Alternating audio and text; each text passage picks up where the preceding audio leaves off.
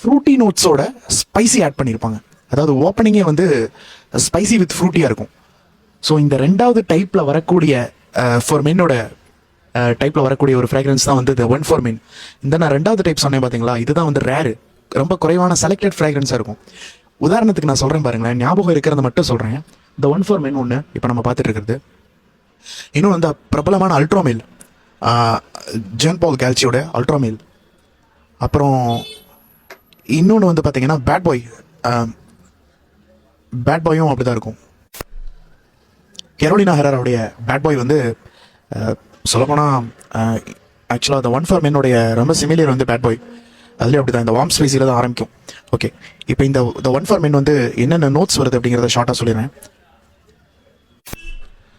டாப்பில் வந்து grape fruit இருக்குது, கொரியாண்டர் இருக்குது, பேசில் இருக்குது. மிடில் வந்து காடமம் இருக்குது, ஜிஞ்சர் இருக்குது, ஆரஞ்சு பிளாசம் இருக்குது. ஆரஞ்சு